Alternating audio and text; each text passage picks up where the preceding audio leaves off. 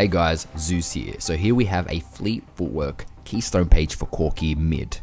I don't think this will work that well, and I don't think Corki's that good at 80 carry, so we're definitely going to stick for that mid carry Corki lane.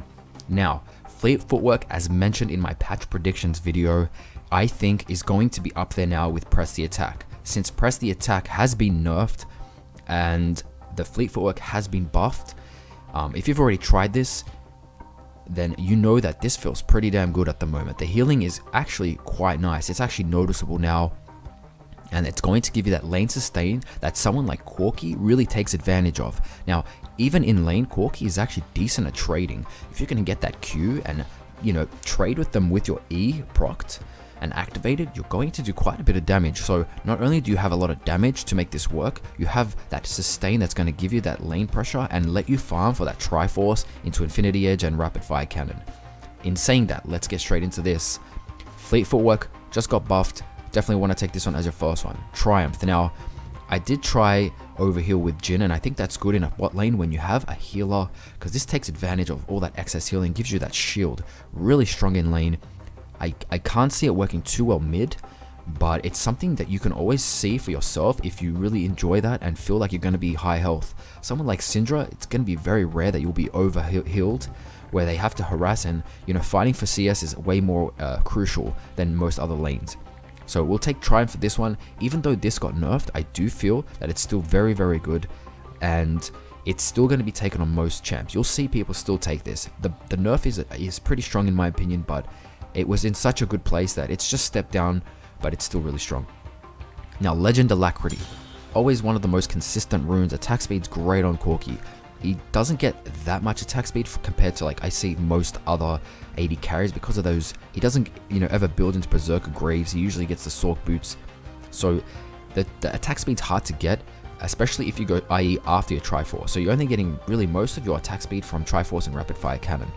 And this is going to help you make up for that weakness. Now, I went with Jhin, and I took Bloodline for Jhin because of that extra life steal. Someone like Jhin doesn't really, you know, make that much from attack speed on items either. He can't actually gain attack speed, so that's why I picked it for him. But for Corki, I definitely want to stick to Alacrity. Remember though, I would recommend this if you want to try it out. This with Overheal, I feel like they synergize much better. I wouldn't take Triumph with Bloodline, but if you want to try Bloodline and then pick your Overheal. Now, quickly moving on, Coup de Grace. Not much else to say about this. One of the best. If they have 3 to 4 tanks, definitely want to get cut down. Last Stand, you don't want to get this, and we'll see why I don't want to go for that sort of build for this. Now, the second path you want to take, and this is a little bit different. Now, Celerity has been nerfed from 4% to 3%. Now, because of that, and because how close I really thought about taking Absolute Focus before, I'm now going to give it reason. Just because this has been nerfed, Celerity has been nerfed, we're going to go straight into Absolute Focus, and this will pretty much reward you for being above 70% health. Really good, and this is going to scale as well, as the next rune you're getting is Gathering Storm, and of course this is one of the best scaling runes there is. It's made for patient play, and Corki is made for patient play. You need that Triforce nice and early, Sork Boots into IE, very expensive items. Probably one of the most expensive 3-item builds out there, but you will be rewarded, trust me. Once you get those items and play Corki, it's worth the wait, and this is just going to add that in. So if you do have a tough laning phase, if there are some lanes losing, stay patient, keep in there, and just remember about this page. This is rewarding you on taking your time, being patient, and the rewards will come. And let's move on to the items. So with the Corki start, you definitely want to take a Doran's Blade in, I'd say, 80% of situations. If there are some hard matchups, you want to get that Doran's Shield. It'll make you a little bit tankier, help you survive a little bit of burst, and give you that regen over those 10 seconds. And if it's going to be really tough to, you know, CS, and you're going to have to fight for every CS, you may want to consider this. And of course, one of the other options is Cull. This is extremely rewarding if you can safely farm, and you feel like there's basically little kill potential on both ways, where you don't really feel like you're going to get harassed too hard, but you definitely feel like you cannot kill them. And of course, I put in here the Corrupting Potion. You can always start this with Corki as well. He can make use of this if you feel like there's a lot of trades. This is really good for those trades. If you feel like you're going to have a champ that is going to try and trade with you, and you still want to be able to fight back and have a lot of health, this is going to help you do that. Going onto the full build is a Triforce as your first item.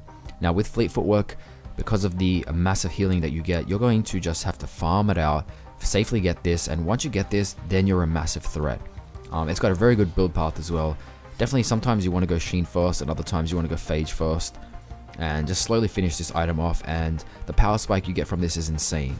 Don't be afraid to definitely go for a few fights when you have Triforce. Sork Boots as your boots, very unique sort of champion Corki to get those Sork Boots, because most of his auto attacks are actually magic damage, mostly magic damage, so this is going to help you penetrate with magic. So Infinity Edge is your third item. This is going to give you that mass power spike. This is probably the point where this guy is one of the biggest threats, especially with your package. You can literally get into any fight. You can change the course of any fight, especially around the objectives and mid-game, where fights are more frequent in the jungle, and things like just invading, trying to get an advantage, or diving.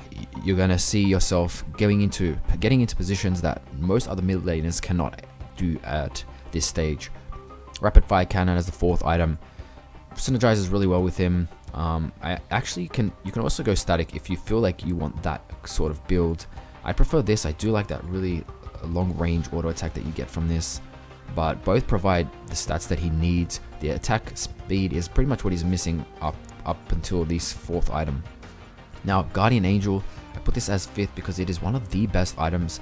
Ever since this has been changed, I would recommend building it on most AD carries. If you're not building this, definitely get this. It's very cheap. It gives you a lot of armor and attack damage, and the build path's not too hard.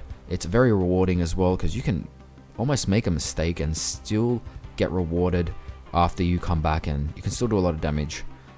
Sixth item, and this is, I put a bunch of these because it all depends on the situation you're in. If you're in fights where you need to just sustain and you are just trying to fight it out, maybe they have a lot of burst and you feel like if you just had more life steal you'd survive the fights, get Bloodthirster. If there's a lot of magic resist, get Void Staff. Corki is one of those champs you don't actually build on. You don't get Last Whisper because most of your damage is magic, so Void Staff is definitely the item you want to get if everyone's building MR. I put more of Mamortis as well. This can be common depending on who you're up against, but it will let you survive that burst as well as give you that attack damage that you need, even some cooldown reduction, not too bad. And again, Scimitar, one of the best late game items. You might have to build QSS early, so this is why I put it last, because it's generally, say you're up against Malzahar and you need that QSS nice and early. Get that and then finish this off later on. But this provides you some decent stats. The lifesteal's nice, magic resist is nice, and the attack damage is really nice too. Helps from any other form of CC. One of the best items for late game. Try this build out. I feel like he's really strong now. He was already in a good place, and our Fleet Footwork has been buffed. I think Corki's going to be that threat that he was a few months ago, and it's going to be good for a while because most people won't play him, but then everyone's going to pick up on it. So definitely take advantage of this dude while you can, and I will see you guys in the next video.